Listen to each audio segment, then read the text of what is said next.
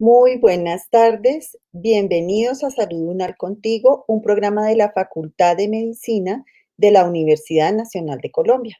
Les saluda Eliana Parra, profesora titular de cátedra del programa de terapia ocupacional y los voy a acompañar como moderadora de este espacio.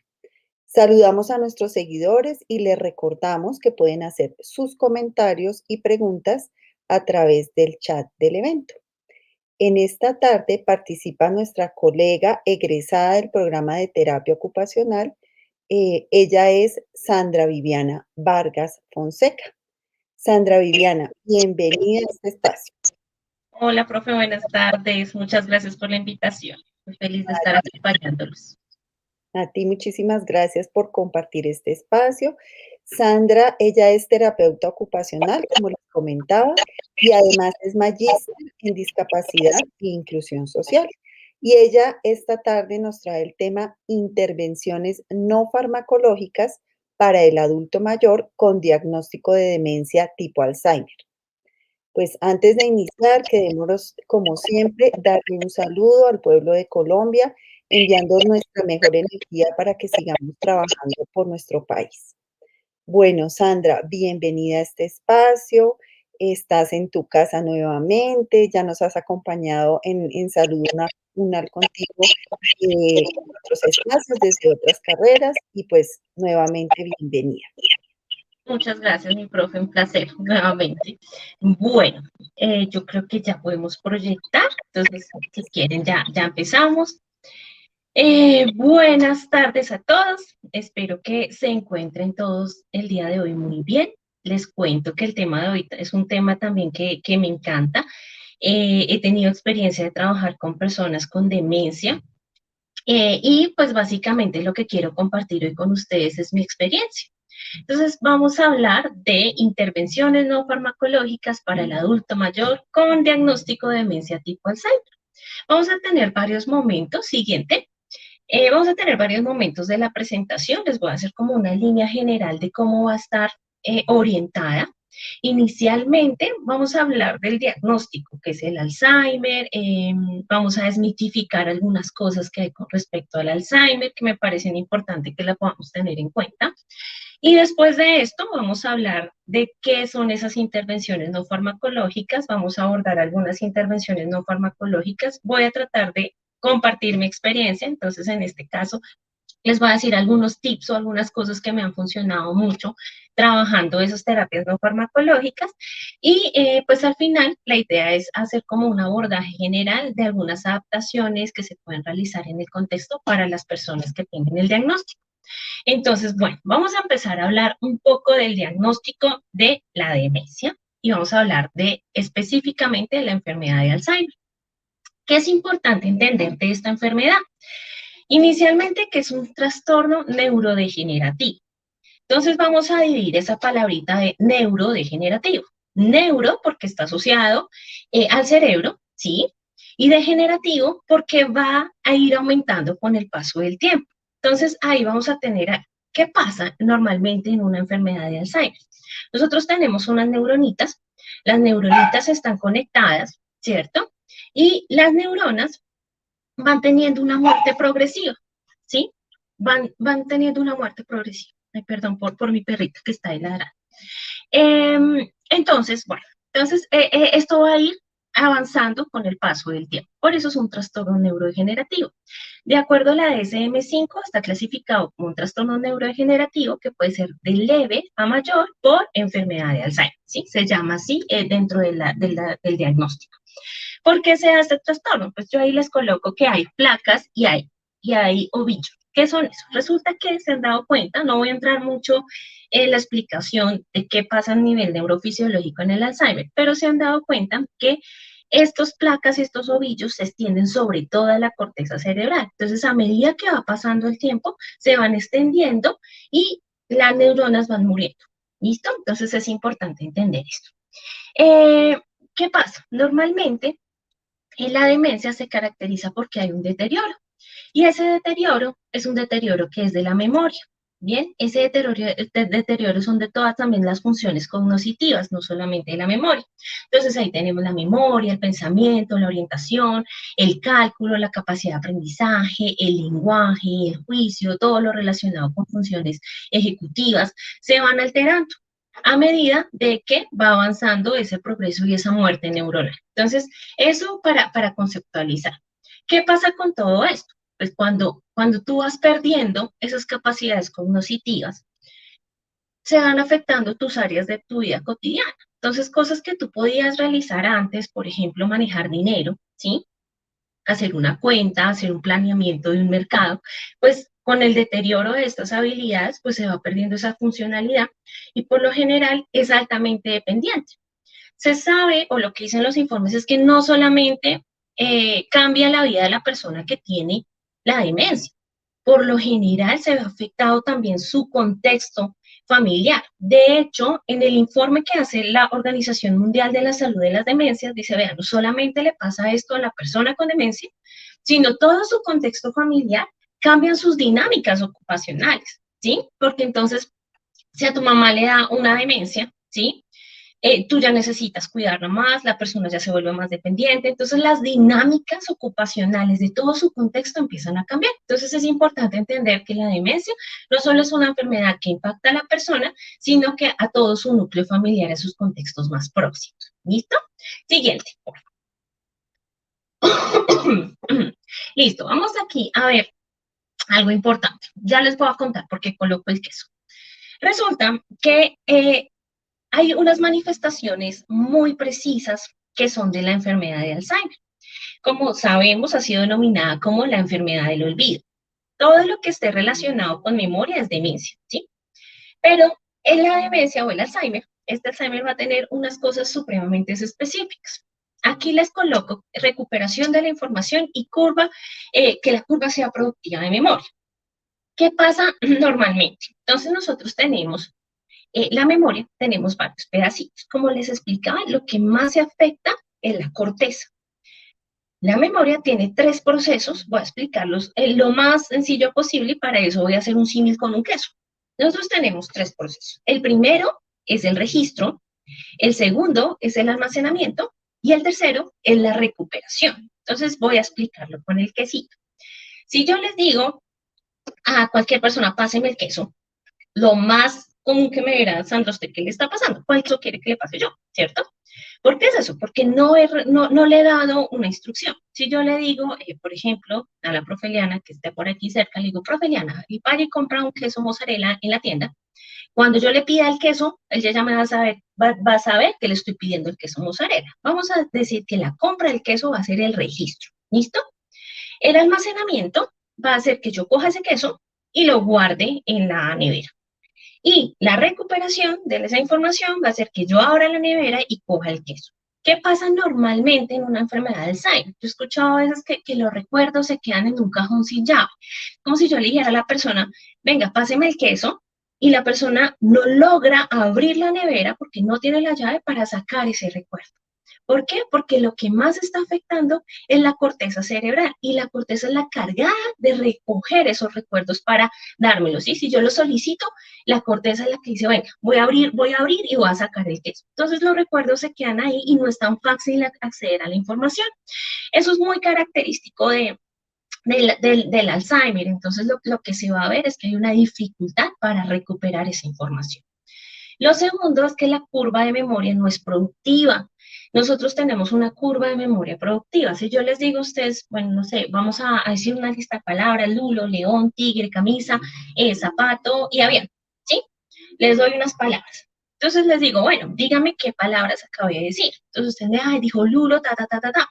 Si no lo recuerda, yo lo que voy a hacer es repetirle las palabras, ¿sí? Y lo que se supone que va a pasar es que la memoria va a almacenar más información, por ende va a ser productiva. En una Alzheimer, la memoria no va para arriba, la memoria se queda estática o pierde la información. Entonces no es productiva.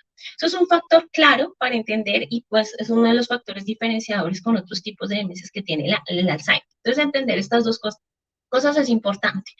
¿Por qué es importante? Porque entendiendo esto es que podemos también empezar a usar estrategias desde las intervenciones no farmacológicas cuando estamos trabajando un proceso de estimulación cognitiva, cuando podemos entender más qué es lo que le está pasando a las personas. Entonces es importante entender esas dos variantes dentro del proceso de memoria. ¿Listo? Vamos a la siguiente, por favor. Listo. Resulta que el Alzheimer también es importante entender que pues tenemos unos mínimos básicos, ¿sí? Unas cosas que pueden empezar a presentarse. Pero como les comentaba, este es neurodegenerativo. O sea, en del nivel 1 a un nivel más avanzado, pues va a haber una diferencia, ¿sí? Hay una clasificación que se llama la escala global, ¿sí? De la escala de deterioro global de Reisberg, que es la que les estoy presentando acá, que dice que la enfermedad pasa por 7 estadios. El GDS-1 es cuando tú tienes una actividad cognitiva normal, ¿sí? Esperada para la normalidad. Y el GDS-7 es cuando ya está mucho más avanzado. ¿Qué dicen los estudios? Todo este periodo pueden demorarse hasta 20 años en darse todos los GDS. Lo que pasa es que no es tan fácil identificarlos. En el GDS-1, por ejemplo, bueno, una de las cosas que más determinan el Alzheimer, pues ya sabemos que es la parte de la memoria, ¿no? Nos dicen, vea, está pasando esto en la memoria. Pero entonces, muchas veces cuando se identifica el Alzheimer es cuando ya hay una pérdida definitiva, o sea, ya hay algo que uno dice, vea, esto ya pasó, ya la persona salió y no se acordó cómo volver a su casa. Y cuando pasa eso, la persona ya está en un GDS-5, ya está supremamente avanzada la enfermedad. Entonces, ¿qué se han dado cuenta? Pues que básicamente lo que está pasando es que también hay un mito en la sociedad y es que se cree que la pérdida de memoria o los problemas de memoria son naturales en el envejecimiento. Es decir, que todas las personas que llegan a su envejecimiento van a tener una dificultad de memoria. Y eso no es así. De hecho, se han dado cuenta que si bien el Alzheimer es muy común para personas mayores de 65 años, pues no todas las personas mayores van a tener problemas de memoria. Y entonces creer que eso no es patológico, sino no normal, hace que las personas empiecen a identificar el Alzheimer cuando ya está en intermedio, cuando ya hay conductas que uno se vea, está perdiendo sus actividades y su vida diaria. Entonces les voy a hacer como un repasito general de cómo está dividida las escalas y empezar a entender un poco los comportamientos que podemos ver en cada uno de los estadios. Entonces tenemos el GDS-1, que es un desempeño normal, es decir, no hay deterioro cognitivo. Algo que también dicen los estudios es que la muerte celular empieza antes de ver las fallas de memoria. Por eso el GDS-1 empieza con un perfil cognitivo normal. ¿Listo? El GDS-2 ya empiezan a ver las quejas subjetivas de la memoria. ¿Listo? Pero esas quejas son más de tipo atencional. Como les comentaba, nosotros tenemos 3 estadios, 3 procesos dentro del proceso de memoria. El primero es el registro, y hay muchas personas que pueden tener no fallas de memoria, sino fallas de atención, porque no logra registrar la información, porque se distrae. ¿Sí?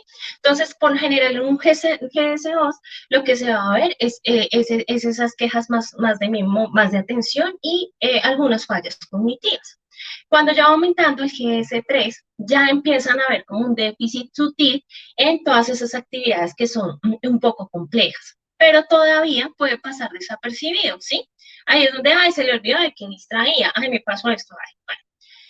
En el GDS4 y GDS5, como les decía, es donde se empieza a detectar el Alzheimer porque ya las pérdidas o los olvidos pues ya no son tan comunes. Entonces ya no sé, almorzó 2 veces la persona o está peleando porque quiere que le den otra vez el desayuno porque piensa que no desayunó o cocinó y le dio la comida en un platico al perro. Entonces, esto es importante que lo tengamos como presente, porque siento que es importante siempre, entre más temprano, descubrir la enfermedad y un estadio más anterior, pues es más fácil empezar a hacer varios tipos de intervención, en este caso las terapias no farmacológicas, entre más antes, pues más vamos a mantener.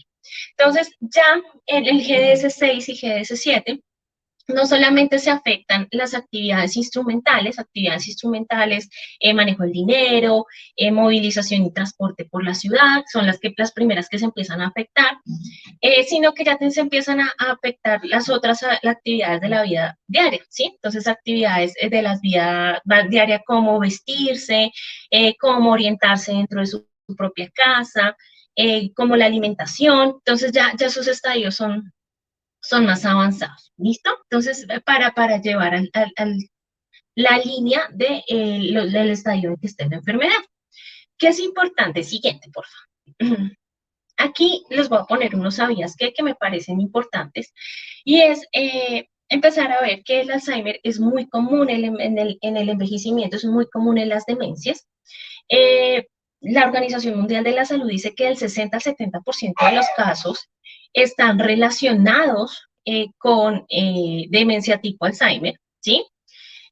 Otra cosa que es importante y que quiero como aclarar es que no todas las personas que lleguen a su envejecimiento van a tener Alzheimer, es una enfermedad, ¿sí? La teología, bueno, se sabe que tiene causa genética, pero pues no está determinada y pues el avance, pues se siguen haciendo avances, pero pues no se tiene mucha claridad.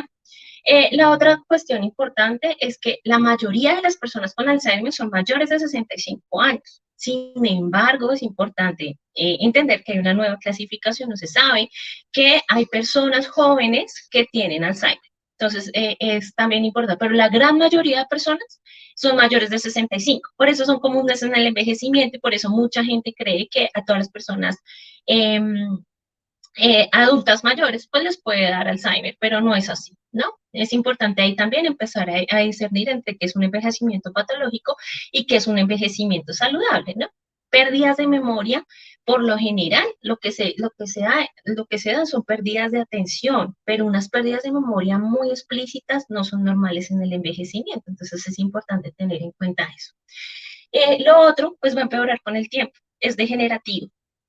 Y pues actualmente no hay una cura, no hay un remedio, no hay algo que se tome uno para que ya le pare esa muerte celular.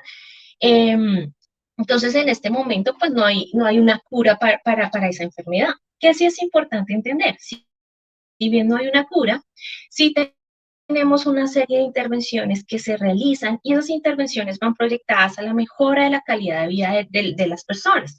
Siguiente, por fin. Entonces, ¿qué tipo de intervenciones tenemos? Nosotros tenemos dos tipos de tratamiento. Unos tratamientos son los tratamientos farmacológicos y otros tratamientos son los tratamientos no farmacológicos. Para efectos de esta charla, pues vamos a hablar de los tratamientos no farmacológicos. Quiero hacer una claridad aquí importante. Y es porque les decimos, o sea, serían terapias sin necesidad de ponerle lo farmacológico y lo no farmacológico como tal, pero en términos de buscar la evidencia, de acuerdo a los buscadores y a los motores de búsquedas en las bases de datos, el término que se utiliza es tratamiento no farmacológico. Sin embargo, se han pensado otros términos como el que tiene el nombre de esta charla, que son intervenciones no farmacológicas. Pero es importante darle el término de tratamiento no farmacológico o TNF, porque en la bibliografía y en las búsquedas de los ensayos clínicos y demás para mirar la efectividad, el término MESH, el término que encontramos es tratamiento o terapia no farmacológica. ¿Listo? Entonces, siguientes. Gracias. Listo. Entonces vamos a hablar de qué son esas terapias no farmacológicas. ¿Listo? Esas terapias no farmacológicas, de acuerdo, Olazarán y Good son dos autores que han estudiado la efectividad de esas intervenciones. Como les decía, no las va a curar, o sea, va a seguir siendo progresiva, pero sabemos que hay intervenciones, que hay evidencia científica de que ayuda a mantener, a retrasar esa muerte celular. Y dentro de esas terapias, pues están las farmacológicas y las que vamos a ver acá. Olazarán y Good son dos autores que han estudiado mucho esta parte de las PNF y dentro de la definición que ellos dan es que las terapias no farmacológicas es cualquier intervención que usted realice que no sea química, ¿sí?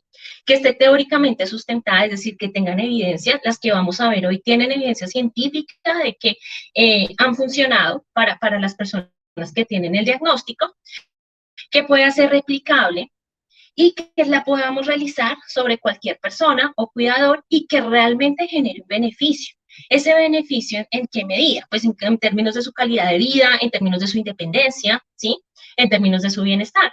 ¿Para qué se realizan esas terapias no farmacológicas? Básicamente el objetivo es el mantenimiento. Como les decía, no es posible rehabilitar, no es posible curar. Lo que se hace es realizar una activación y se realiza un mantenimiento. Ese mantenimiento, ¿de qué es? Pues de las funciones cognitivas. ¿De cuáles funciones cognitivas? De las que les mencioné al principio, que se iban deteriorando, de la memoria, de la concentración, de las habilidades del lenguaje, del razonamiento, de la orientación. Entonces se busca que se mantengan esas funciones cognitivas. Además de eso, se busca que la persona tenga un mantenimiento de su autonomía, ¿sí? Entonces, una de las cosas que creo que ha sido uno de los dilemas éticos y también con estos modelos de atención centrada en la persona es empezar a reconocer al sujeto desde su dignidad humana, ¿no? O sea, el sujeto es valioso no por su razón, no porque piensa, sino porque es hijo de papá y mamá humano. Y por eso es valioso, ¿no? Entonces, desde la dignidad humana también mantener la autonomía lo máximo posible, creo que es uno de los desafíos y de los compromisos que tenemos más y más con este tipo de enfermedad donde sabemos que se va a ir deteriorando poco a poco, pues es una de las cosas que tenemos que seguir funcionalizando. Lo otro que buscan las terapias no farmacológicas o las intervenciones no farmacológicas o los tratamientos no farmacológicos es reducir el estrés, ¿sí? Y las perturbaciones en los estados de ánimos que pueda tener la persona con demencia. Entonces, se ha visto en los estudios que dicen que la estimulación cognitiva o, por ejemplo, una terapia de reminiscencias, además de impactar en sus funciones cognitivas, está impactando también en sus habilidades emocionales. Entonces es importante también tener en cuenta esto. Y lo otro es que dentro de las intervenciones no farmacológicas no solamente está la persona, sino como les comentaba también el cuidador. Entonces todo el entrenamiento que se realiza el cuidador entra dentro de este grupo. Y parte de lo que tienen que buscar las intervenciones no farmacológicas es también empezar a trabajar con el cuidador, porque pues los estudios también dicen que terminan cuidadores muy burnout, muy quemados y muy sobrecargados. Y es importante también empezar a hacer la asesoría. Y más que, como les comentaba, esto no es un proceso fácil. El diagnóstico en sí, por el rol de enfermo que cumple un diagnóstico en nuestra sociedad, pues es fuerte. Y además empezar, se sabe que el cuidador también empieza a vivir un duelo cuando la persona no se acuerda de él, cuando empieza a ver el deterioro de su cuidado, de la persona que cuida. Muchos cuidadores tienen que abandonar su rol de trabajador para irse a un rol de cuidador. Entonces, siempre es importante empezar a trabajar también con familias. ¿Listo? Entonces, esos son como los objetivos que tienen las terapias no farmacológicas. Siguiente. Listo. Entonces, ¿qué tenemos acá? Esto es un cuadrito que saqué de un informe de la CRE. ¿Y ellos qué dicen? Bueno, nosotros vamos a dirigir diferentes terapias no farmacológicas o intervenciones no farmacológicas en 3 lados. Uno van a ser para la persona con enfermedad de Alzheimer, otro van a ser para el cuidador informal o familiar y el otro va a ser para cuidador profesional. En el caso de hoy y para eventos de la charla, por cuestiones de tiempo, me voy a centrar solamente en algunas intervenciones que se realizan para la persona con enfermedad de Alzheimer. Digamos que el tema de cuidadores es otro tema también muy amplio y pues por cuestiones de tiempo no lo vamos a abordar. Entonces vamos a abordar vamos a abordar 3 relacionadas con la persona con enfermedad de Alzheimer. ¿Listo? Entonces, ahí hay un listadito. Voy a hablar de la estimulación cognitiva y dentro de la estimulación cognitiva vamos a mirar pues, el entrenamiento de habilidades cognitivas, vamos a mirar la orientación a la realidad y las reminiscencias y de últimas, quiero que hablemos de algunas modificaciones que son importantes realizar en el entorno y en el ambiente de la persona. ¿Listo? Entonces, siguiente. Listo. La estimulación cognitiva. Bueno, ¿qué es la estimulación cognitiva? Vamos a hablar de que el cerebro es un músculo, ¿sí? Y como todo músculo, requiere ser entrenado y requiere ser capacitado. Si usted deja, no sé, si ustedes entrenan deporte o algo y hacen fuerza, pues una semana no sirve que usted haga fuerza si a la otra semana no vuelve al gimnasio y ya abandona. Los cambios necesitan ser permanentes. La idea de la estimulación cognitiva es ejercitar el músculo. Si usted no ejercita el músculo, pues se le debilita, y si se le debilita, se le atrofia, ¿sí? Si usted deja de hacer mucho tiempo deporte y después va a hacer deporte, yo escuchaba y me siento oxidada, entonces me duele la cabeza y le taquea todo. ¿Por qué? Porque no ha movido. La idea de la estimulación cognitiva es exactamente mover el cerebrito, activar el cerebrito, ejercitar. Y para eso, pues se constituyen en una serie de técnicas y estrategias que lo que buscan es optimizar el funcionamiento de distintas capacidades más de tipo cognitivo, ¿sí? Entonces volvimos a las mismas, al razonamiento, a la percepción, a la atención, a la orientación, a las praxis, y la idea es que los medios que se utilizan para ejercitar esas habilidades son unas actividades que sean estructuradas y que tienen un propósito, y muchos son organizados en programas de estimulación. Entonces, eso es para entender un poco cuál es la conceptualización de esa estimulación cognitiva. La estimulación cognitiva tiene mucha evidencia, de hecho, es una de las TNF que tiene mayor evidencia con respecto a la calidad de vida de las personas. Y se ha visto que la estimulación cognitiva y también personas con una buena reserva cognitiva, entiéndase por una persona que ha estudiado, leído y demás, eh, logran mantener más sus habilidades cognitivas. Entonces, en el Alzheimer, sobre todo, ha mostrado muy buena evidencia. Hay otras demencias que los estudios están mirando, pero en Alzheimer se ha mostrado realmente la evidencia de que sí funciona y ayuda a mantener, ¿sí? No avanza tan rápido con grupos controles y demás. Entonces, la estimulación cognitiva por eso es tan importante. Siguiente, por favor. Listo. Entonces vamos a hablar de una de las estrategias que se utilizan dentro de la estimulación cognitiva. Esto se llama la orientación a la realidad. La orientación a la realidad que busca, pues, disminuir la desorientación y la confusión que tiene la persona debido a su deterioro cognitivo. ¿Qué es importante ver acá? Entonces vamos a mirar las habilidades básicas de orientación. Nosotros, bueno, no sé si hayan visto una persona que se accidente o una persona después que tiene una convulsión y demás. Lo primero que se le pregunta a la persona es, ¿usted quién es? Dígame qué día es hoy. Dígame de dónde viene. Básicamente, uno hace esas preguntas para ver la persona qué tanta orientación tiene. Nosotros manejamos 3 tipos de orientación: en tiempo, en espacio y en persona. Entonces, en tiempo, pues, ¿qué día es hoy? ¿En qué año estamos? Entonces, no, hoy es 1 de julio del 2021, estamos de noche, estamos de día, ¿sí? Ese en tiempo, esa es la orientación en tiempo. La orientación en espacio, ¿en dónde está usted? ¿Sí? No, yo estoy en tal ciudad, yo llegué acá, ¿sí? Entonces, usted sabe en dónde está ubicado, ¿no? Yo vivo en Colombia, yo vivo en la ciudad de Bogotá, yo estoy ubicado en tal barrio. Esto es la orientación en espacio. Y la orientación en persona, dígame quién es usted, dígame quiénes son sus hijos, dígame usted qué estudió, ¿sí? Todas las características que vengan a la persona. Por lo general, ustedes van a encontrar en Internet algunas guías de estimulación cognitiva, y casi todas las guías lo que van a contener es esto, por ejemplo, la fecha. Si se dan cuenta, los niños pequeñitos, lo primero que hace la profe o lo que empiezan a construir también es esta parte de orientación: en qué año estamos, en qué meses, de día, de noche. Bueno, la orientación a la realidad tiene que ver con esto y se tiene que realizar realmente. Funciona mucho para que recordar en qué día estamos. Esto es un ejemplo de las preguntas que se realizan a la persona que tiene que cuando uno está manejando la orientación de la realidad. Entonces uno le puede preguntar, cuénteme qué año es. Ahí dice estación, ¿no? En Colombia nosotros no tenemos estaciones, pero pues en países europeos y demás, pues la estación sí es importante para ubicarse en tiempo. Siempre se empieza de lo macro a lo micro. Empezamos por el año, luego por el mes, luego por el día y luego por el día de la semana. Es importante siempre ubicar a la persona en estos rangos. Hay un reloj dibujado ahí. El dibujar el reloj puede ser complejo, ¿sí? Porque requiere de unas demandas de praxias y unas demandas de funciones ejecutivas un poquito más complejas, pero mientras que la persona pueda reproducir la obra en un reloj, pues se le tiene que permitir hacerlo, ¿sí? Estamos de mañana, son las 12 y tantos, uno le puede mostrar y lo puede hacer por copia y demás. Y pues es cuál es su nombre, diga el día en que usted nació, diga cuántos años usted tiene, diga en qué barrio vive, dígame su número de teléfono, cuál es la profesión, está casado o no está casado, tiene hijos.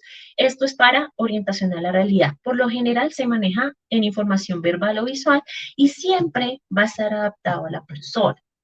Es importante que entendamos que todas las terapias no farmacológicas van a estar centradas en las personas. Y estar centrado en la persona, ¿qué significa? Si bien tenemos un diagnóstico, que es el diagnóstico de la enfermedad de Alzheimer, ¿cierto?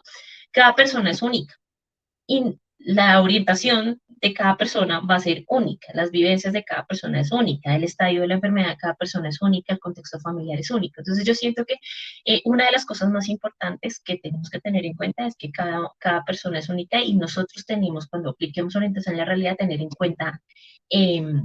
cuenta esa diversidad del ser humano, ¿no? Esa subjetividad.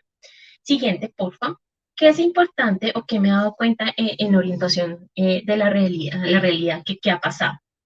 Lo primero, es importante reconocer cada persona, ¿cierto? O sea, reconocer que el recuerdo de una persona es diferente a la otra. Entonces, no se le va a pedir a todo el mundo que diga lo mismo. No se trata tampoco de molestarse. Yo me he dado cuenta muchas veces también con las familias que en la preocupación de que la persona se desorienta y le dicen, no, mira, hoy estamos en tal fecha, y en la tarde le preguntan y la persona no se acuerda, entra una ansiedad y entra una frustración como también de que la persona lo, pero si se lo dije esta mañana, ¿cómo no se va a acordar? Entonces siento que también repetir las veces que sea necesario es importante. Si tenemos que repetir 5 veces al día, que el día es hoy, pues lo hacemos. No hay tanto, no hay problema con esto porque eso ayuda también a la persona a sentirse un poquito más segura. Y siento que si el entorno es un entorno que todo lo vive desde la ansiedad, pues va a ser más difícil para la persona, ¿no? Porque la persona se va a asustar. En sí, si la persona es consciente de la enfermedad, hay personas que son conscientes de su enfermedad, hay personas que no son conscientes de su enfermedad, pero si la persona es consciente y su contexto también se estresa y demás, pues va a ser más complejo. Entonces, ahí es otro tip, pues repetir las veces que sea necesario, como les decía, evitar la ansiedad. Siempre todo va a ser de lo simple a lo complejo, ¿sí? Entonces empezamos por las memorias que la persona esté recordando, empezamos por donde esté orientada la persona y vamos tratando de llegar un poquito más a estructuras más complejos. Nunca empezamos de lo más complejo a lo más simple, ¿sí? Porque la idea tampoco es frustrar a la persona, no es, no, si me logra hacer esto lo más grande, pues me va a lograr lo chiquito, no, acá siempre empezamos de las funciones más sencillas desde el momento en que está la persona, ¿no? Porque si tenemos una persona en un GS4 que todavía está orientada en tiempo y espacio, pues empezamos desde ahí. Pero si tenemos una persona que ya ni siquiera está recordando los días de la semana y demás, pues empezamos desde empezar, desde donde está, desde el estadio donde esté. Y lo otro es importante empezar de lo macro a lo micro. Por eso les decía, por ejemplo, Colombia, en Colombia en dónde está, y no, yo estoy en Bogotá en dónde está, entonces siempre de lo macro a lo más micro. ¿Listo? Esas son como cosas importantes con respecto de la orientación de la realidad. Vamos a la siguiente, por favor. Listo. Entonces vamos a hablar ahí del entrenamiento de estimulación cognitiva. ¿Qué pasa? Resulta que no hay un catálogo o un protocolo que diga, a ver, haga la estimulación cognitiva así, tantas veces por semana, hágala individual, hágala grupal.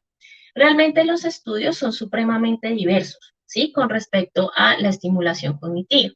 Entonces hay algunos estudios que le han hecho terapias individuales, hay otros que hacen terapias grupales, hay unos que utilizan, por ejemplo, prácticas diarias, hay otros que utilizan pequeñas prácticas diarias y encuentros 2 veces por semana de unas horas y han mostrado efectividad. Entonces digamos que hay diferentes formas y logística de la estimulación cognitiva. ¿Qué avances o qué he visto?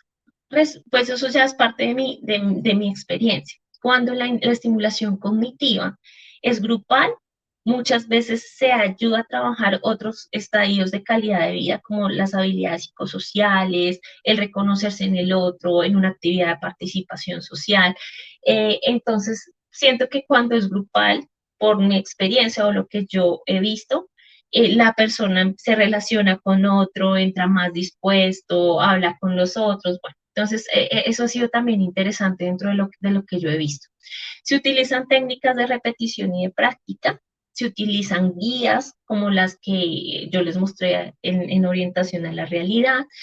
Eh, También se utilizan claves para la recuperación de la información, por eso les decía que era importante entender que lo que se afecta muchas veces es esa parte de la corteza, ¿cierto? Y entonces lo que muchas veces tenemos problemas es para recoger esa información. Entonces, yo les digo, una de las estrategias que muchas veces se empiezan a utilizar y son las claves. Las claves de recuperación de la información son claves que yo doy muchas veces también en el momento en que se almacena la información. Entonces, por ejemplo, les voy a decir, el sol es amarillo, ¿listo? No, entonces voy a decir unos colores que se tienen que memorizar. Amarillo como el sol, ¿listo? Amarillo como el sol, el color es amarillo como el sol. Azul como el cielo, ¿sí? Rojo como el corazón. Entonces, después le digo, entonces si la persona en el momento que está recuperando la información dice amarillo, azul y no recuerda el último, pues yo le digo como el corazón, le doy la clave, ¿no? Que le di en el momento del almacenamiento. Muchas veces se les da la clave con el inicio de la palabra, por el fonema y demás. Entonces, dentro de las terapias de estimulación cognitiva también se utiliza mucho empezar a dar estas claves, ¿no? Y acompañar a la persona en su proceso. Yo siento que es vital entender que uno acompaña a la persona en su proceso cognitivo. Eh, Se pueden utilizar ayudas externas. Hay la Caixa, es española, y ha estudiado mucho toda la parte de las demencias. Y hay un instrumento que ellos desarrollan que se llama el libro de la memoria. Entonces la persona lo va llenando con su familia y demás. Los calendarios, las libretas, utilizar reloj, notas, orientaciones para los cuidadores, notas adhesivas y demás, pues también son muy beneficiosas. Lectura de noticias, sí. Digamos que leer las noticias no solamente ayuda a la persona a mantener pues toda la parte de la lectura, ¿sí? A mantener una opinión, una comprensión lectura, un razonamiento, sino que también se pueden utilizar para toda la parte de orientación de la realidad. Entonces, ¿qué día es hoy? El periódico tiene la fecha y demás, entonces el uso también del periódico funciona mucho. Viola Saran, que es uno de los autores que les decía que más ha estudiado, pues tiene buena evidencia y dice que la lectura de noticias funciona. En preferencia, bueno, eso ya lo digo yo trato de buscar noticias positivas. Eh, y otra cosa importante es que el ejercicio tiene que generar un reto justo. O sea, cuando uno le coloca a la persona a realizar un proceso de entrenamiento, de atención, de memoria y demás, uno tiene que conocer muy bien a la persona a que le está poniendo ese ejercicio o le está poniendo esa demanda. ¿Por qué? Porque nunca el fin de la estimulación cognitiva es frustrar a alguien. O sea, uno nunca quiere que la persona llegue a un ejercicio y diga, uy, no, como estoy de mal, estoy terrible. No, lo que se busca es que la persona entrene las habilidades residuales, las habilidades que tiene activas en este momento. Ya sabemos que las que ya perdimos no las vamos a poder rehabilitar, pero sí sabemos que las que tenemos podemos mantener.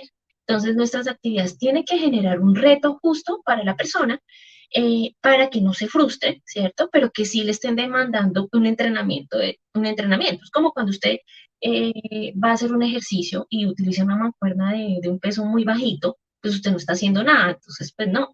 La idea es que la actividad que uno deje esté hecha para las necesidades particulares de la persona, ¿listo? Y lo otro que siento que es súper importante es toda la parte de la adaptación de la actividad. Muchas veces las actividades las podemos hacer, digamos, poner una actividad, pero la actividad la podemos empezar a simplificar, simplificar, simplificar antes de que la persona la abandone. Y hay algo que, pues eso lo manejan mucho los psicólogos, que se llama encadenamiento hacia adelante y encadenamiento hacia atrás. Y me parece importante con la estimulación cognitiva, como les decía, uno de los fines no solamente es esa parte cognitiva, sino también esa sensación de logro, ¿no? Ese sentido de, oiga, yo lo logré hacer, lo logré terminar, me sentí exitoso con las habilidades cognitivas que yo tengo. Entonces siento que antes de abandonar una actividad, pues si ya la puse muy compleja, empezar a disminuir la complejidad muchas veces funciona y da sensación de logro y la persona se puede sentir bien consigo mismo y también trabajamos un poco también su autoestima. Eso con respecto a la estimulación cognitiva. A continuación, siguiente, vamos a encontrar pues un ejercicio, ¿sí? Aquí este ejercicio pues estamos trabajando muchas habilidades, pero pues lo que quiero es que por favor participe las personas que me están viendo Y la idea es que vamos a ponerlo más complejo, pero luego lo vamos a empezar a simplificar más, ¿listo? Entonces lo vamos a empezar de lo más complejo y lo vamos a volver mucho más sencillo. Entonces, lo complejo va a ser, si quieren participar y me ayudan, que debajo de cada uno de los símbolos, sin necesidad de escribir, lo van a tratar de hacer solo con la mente, van a colocar cuánto vale cada uno de las primeras filas, ¿sí? Entonces, el circulito con la raya vale 2, el siguiente vale 1. La idea es que ustedes puedan ir haciendo esta asociación y mentalmente van sumando y me puedan dar el valor total de la primera hilerita. Hagamos ese ejercicio. Alguno ya, a ver si cómo nos va. ¿Listo? Yo también lo voy a hacer.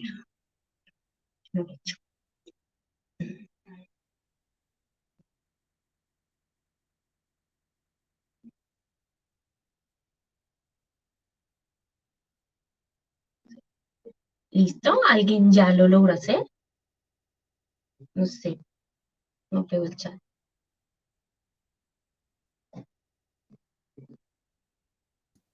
Perdóname, todavía no tenemos respuestas y nos están diciendo que se ve borroso. Bueno, pero tal vez puede ser el internet de las personas. Nos dan una respuesta. Oregón Knocknir nos dice 21, Kitty Vega nos dice 21, Ajá, Lucía Santos también nos dice 21, listo, sí, perfecto. La respuesta es 21. ¿Listo? Marcela y Marta Lucía Peñas también 21. Listo, perfecto. Gracias, las que participaron. Bueno, básicamente, ¿qué pasa ahí? Ahí tenemos varias demandas, ¿sí? Si nos estamos dando cuenta, estamos usando algo que se llama las funciones ejecutivas, estamos haciendo una asociación, ¿listo? Estamos usando nuestras nupcias visuales porque tenemos que mirar la figura, usar la discriminación visual y empezar a decir, uy, esta figura está, ¿cierto? Y tras del hecho estamos usando nuestra memoria de trabajo, ¿por qué? Porque estamos con el primero, uy, el primero vale 2 y el segundo vale 1. Entonces tenía 2 a 1, llevo 3. ¿Cuánto llevo? Mi mente tiene que ir, llevo 3, ¿cierto? Y sigo con la otra. Entonces tuve que hacer un proceso de planeamiento para resolver el problema, ¿cierto?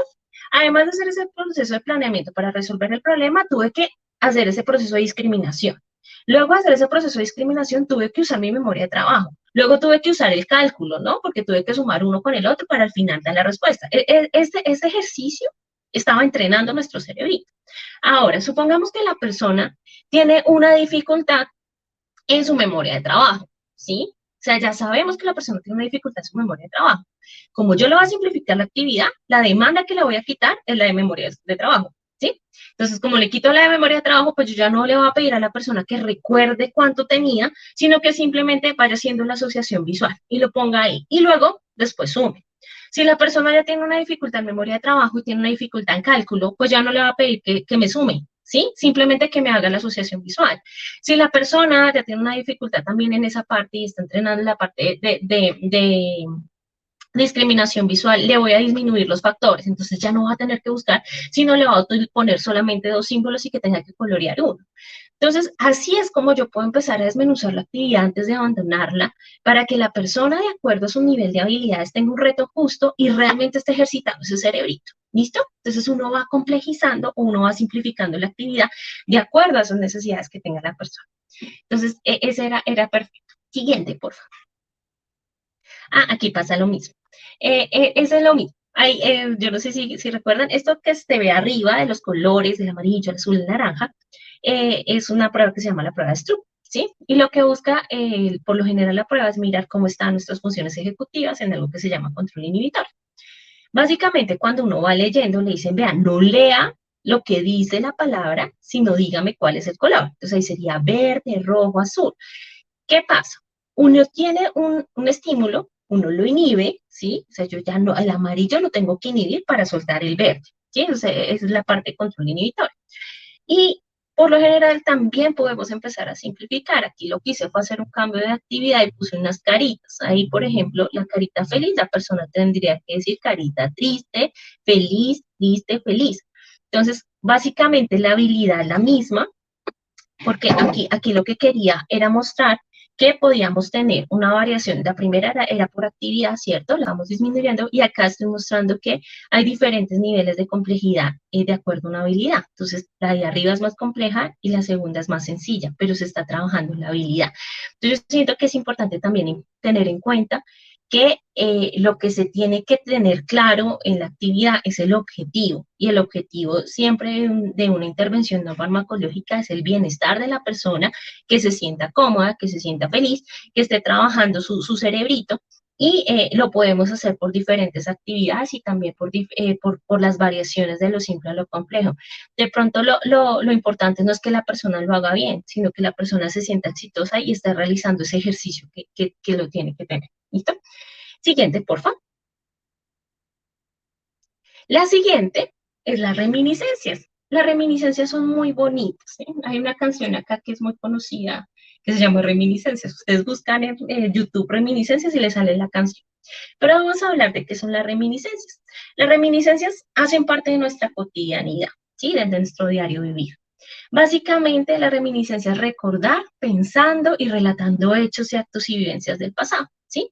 Entonces, ay, yo me acuerdo, si usted va a una reunión familiar y empieza a hablar, ay, si se acuerda que hicimos tal cosa, por lo general son habladas. Y la reminiscencia tiene algo muy bonito y es que tiene un factor emocional, siempre ligado a las memorias. La memoria es un mundo totalmente mágico y todavía siguen estudiando los sistemas de memoria, pero una de las cosas más bonitas es que está ligado también a la parte emocional. Yo les puse estas dos fotos.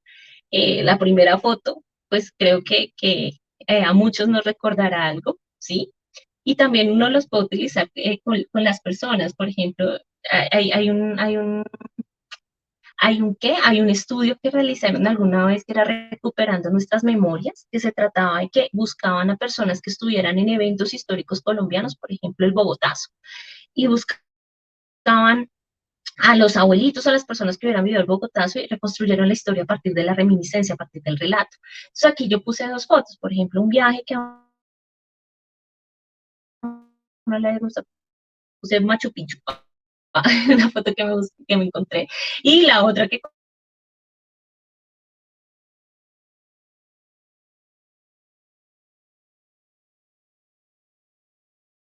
coloqué, y fue, todos nos asustamos, todo el mundo hablaba, yo me acuerdo que yo le cogí papo a los aviones.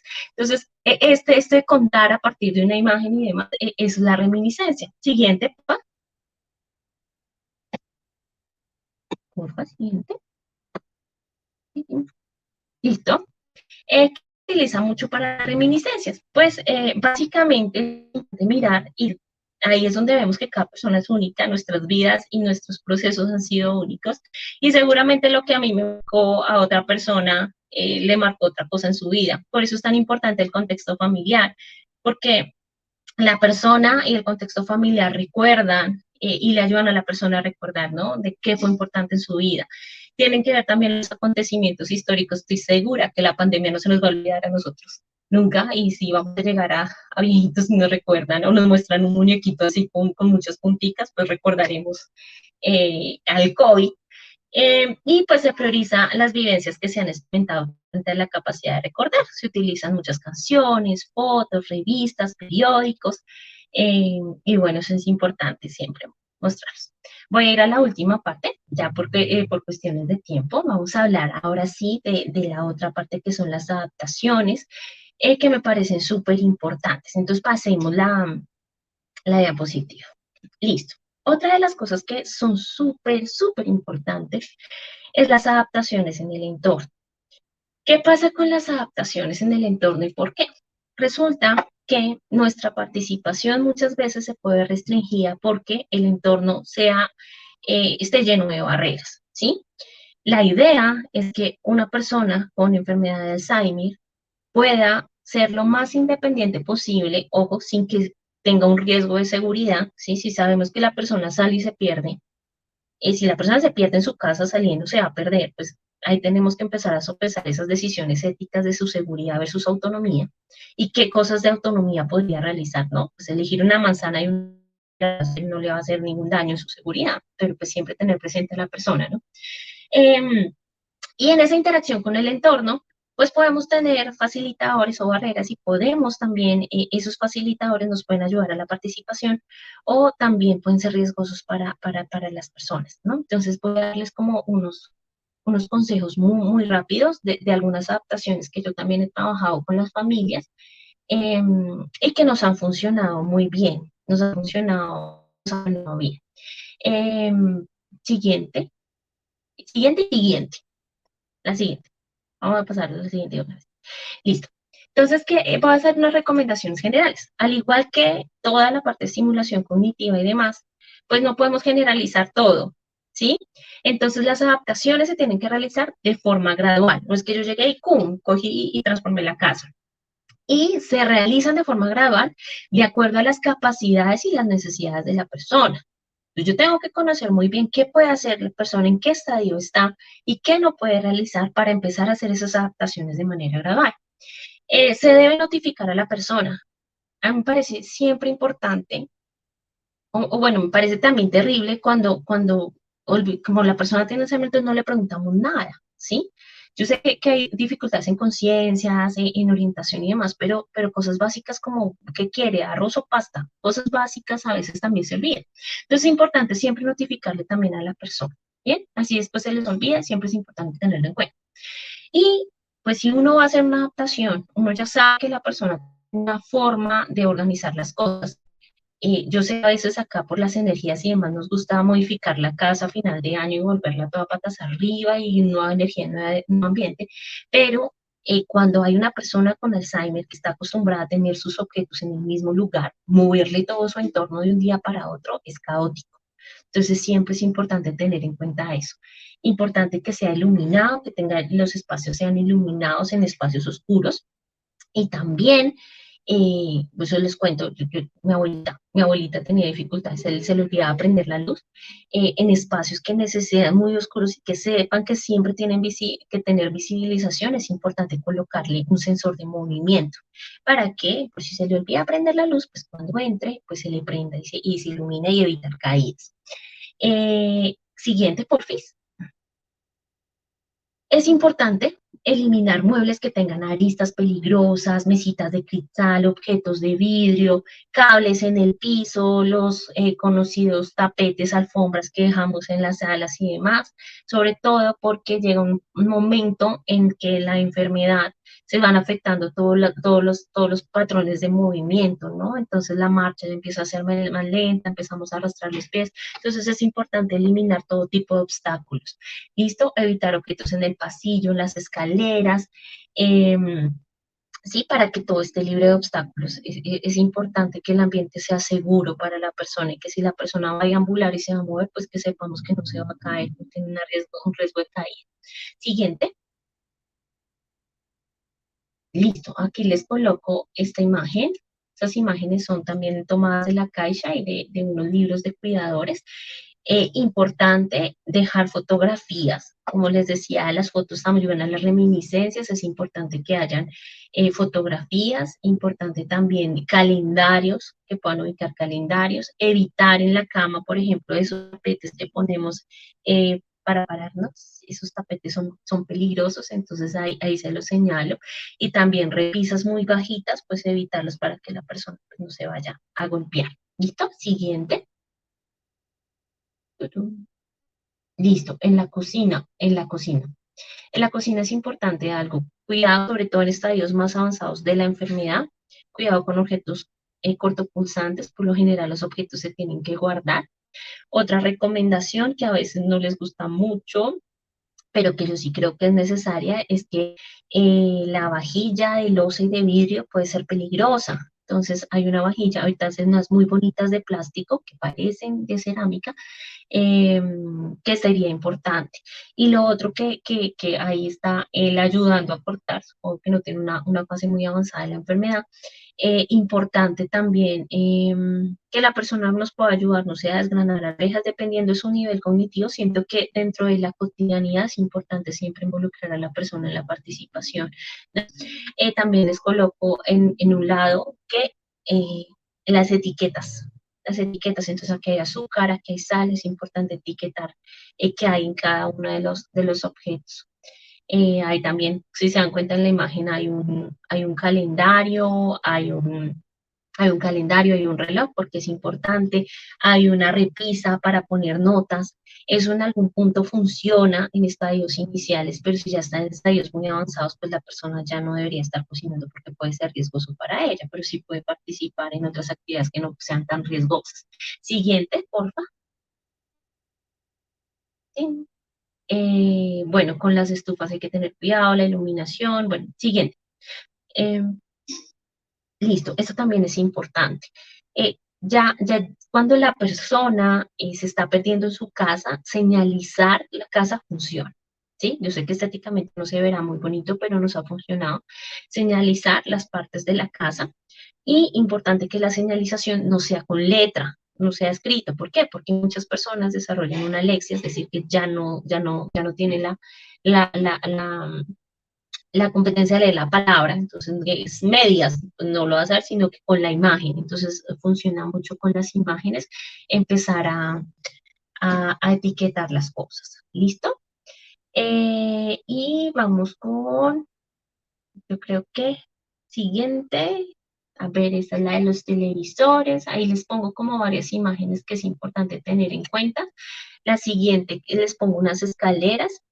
Listo, las escaleras, si hay escaleras, importante los antideslizantes, importante tener una baranda para sostenerse. Como les decía también, tener libres, no cables, no suelo, no cables, no jarras de vidrio, ni objetos que puedan ser peligrosos que se le puedan caer a las personas. Por lo general, las puertas tienen que tener seguro. Eh, pues, tienen que tener seguro. Si la persona sale en estadios muy avanzados, es importante que salga acompañada. Eso no, es mejor no tener riesgo. Yo conocí personas que tenían que entrar a su, les cuento la historia, el señor tenía que entrar a la sala, a la clínica y tenía un transporte que lo llevaba. El señor lo dejó acá y él solo tenía que subir y entrar. Y en ese lapso de tiempo se confundió y siguió derecho y se perdió. Y bueno, después tuvo un momento de lucidez y cogió un taxi y el señor le ayudó, pero sí es importante como tal, cuando estamos muy avanzados, sí es importante que alguien esté presente. Y bueno, y al final tenemos una infografía, ya pongámosle la siguiente. Esa es una infografía como con el resumen de todo lo que es importante, de tener en cuenta, evitar los muebles con las aristas, tener los recordatorios, señalizar, por ejemplo, dónde van a estar la ropa, bueno, lo que ya les acabo de decir. Y ya vendrían como las referencias, les dejo las referencias bibliográficas porque si quieren buscar a los autores que utilicé para la charla, y listo, eso era todo lo que quería compartir. No sé si hacen dudas.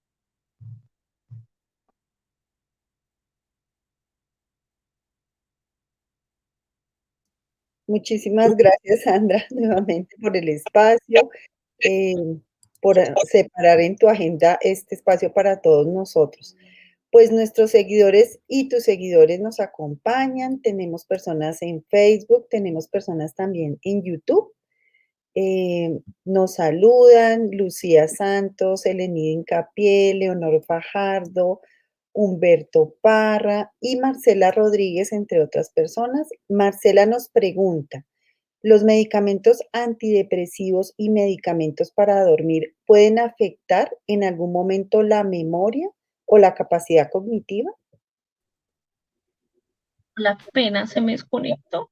Qué Tranquila, no te recuerdo. preocupes, solo Cuéntame. fueron unos segunditos. Nos pregunta Marcela Rodríguez, ¿los medicamentos antidepresivos y medicamentos para dormir pueden afectar en algún momento la memoria o la capacidad cognitiva? Hay algunos efectos asociados. Sin embargo, cuando se prescriben los medicamentos, quienes son los encargados de hacer esa prescripción son los psiquiatras.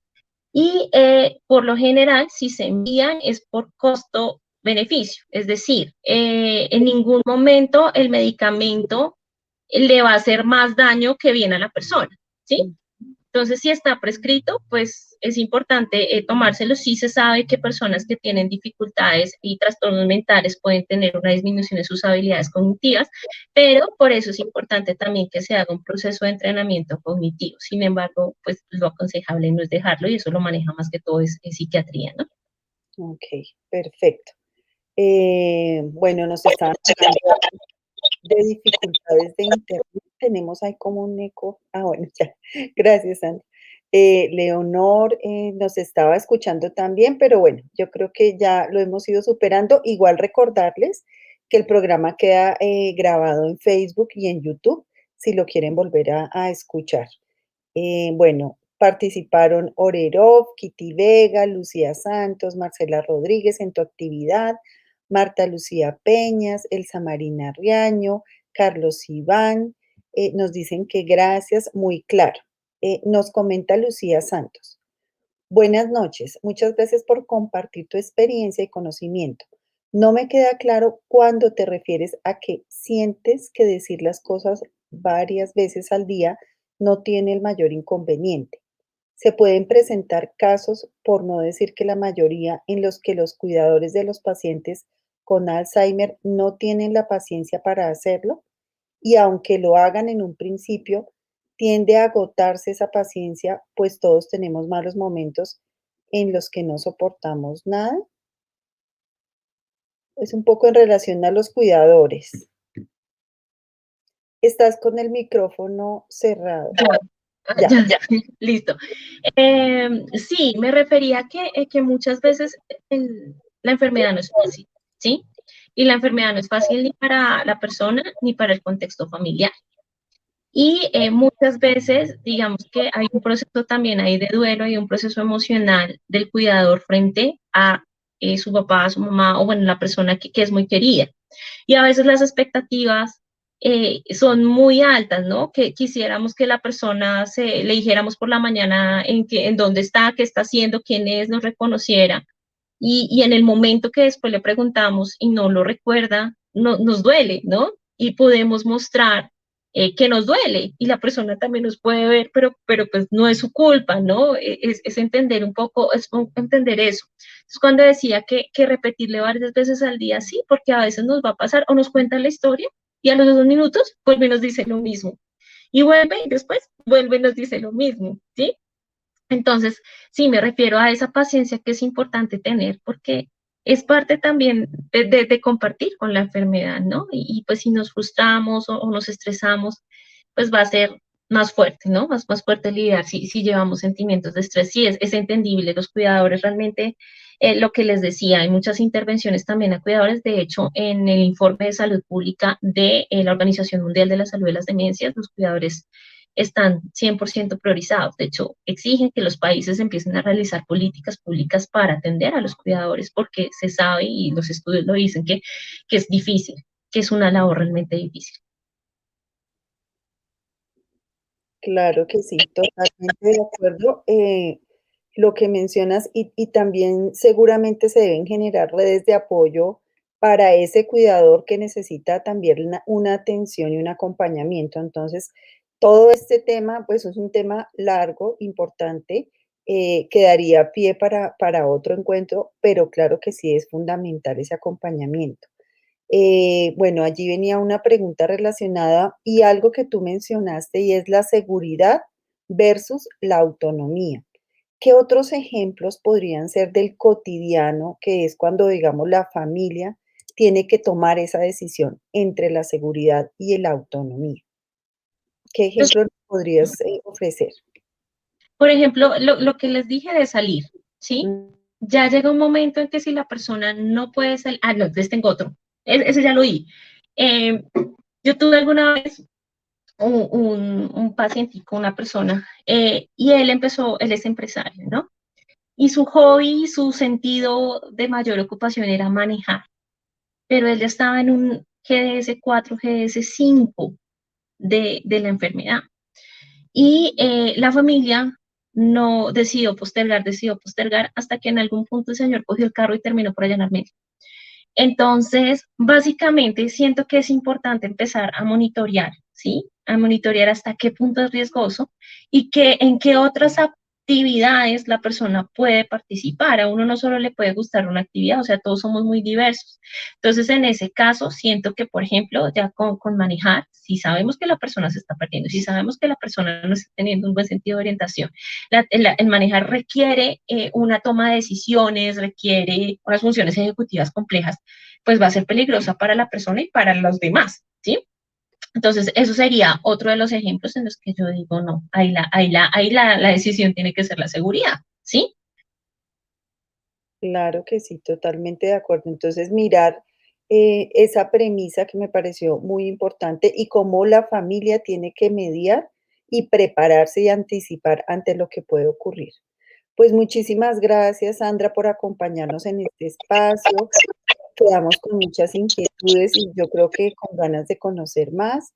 Nos hacen, nos hacen una pregunta final. ¿Qué se sabe de los efectos de la pandemia, el encierro, en las personas con Alzheimer? Yo les voy a contar lo que yo he visto, ¿sí? No de la evidencia y demás. Yo pertenezco a un grupo que se llama Café de Cuidadores con Alzheimer, que es un grupo de Facebook.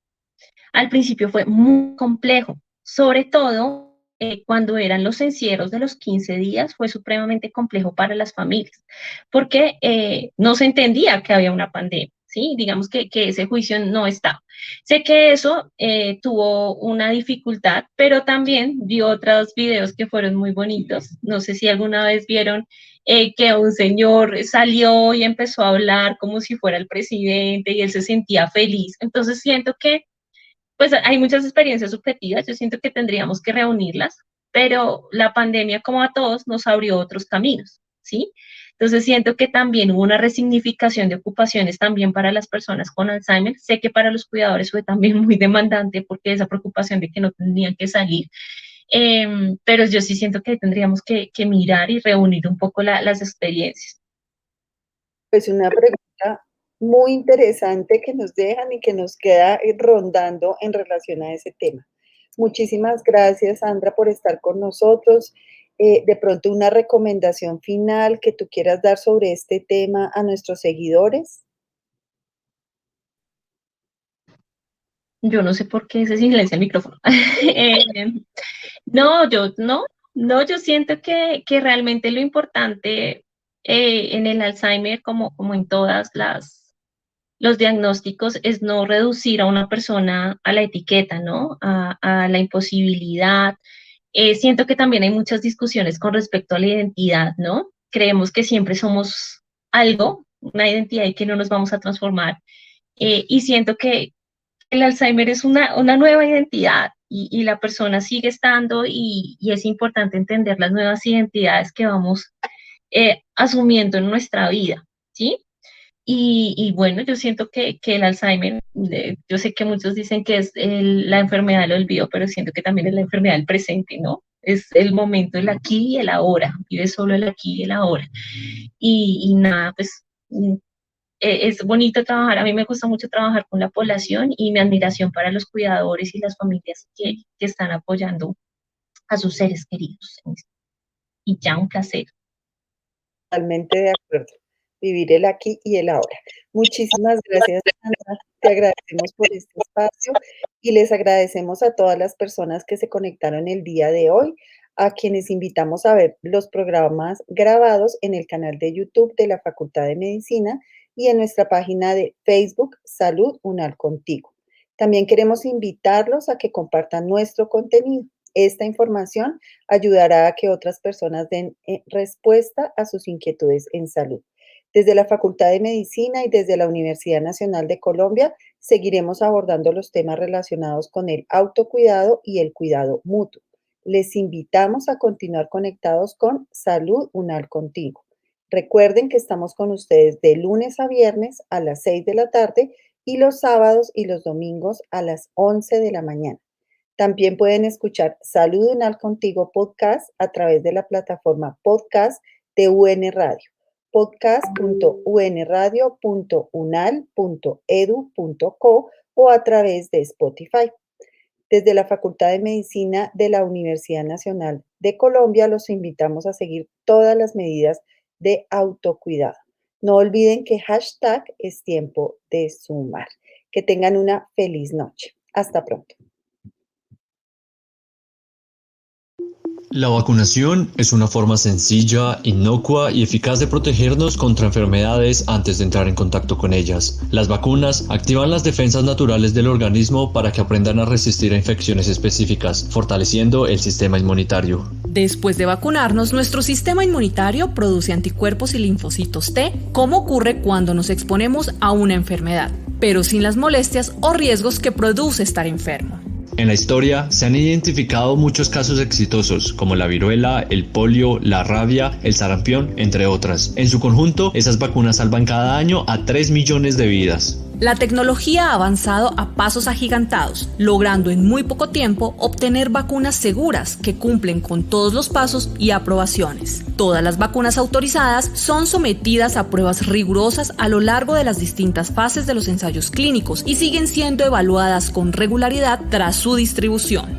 Además, los científicos realizan un seguimiento constante de la información procedente de diversas fuentes en busca de indicios para estudiar los posibles eventos adversos.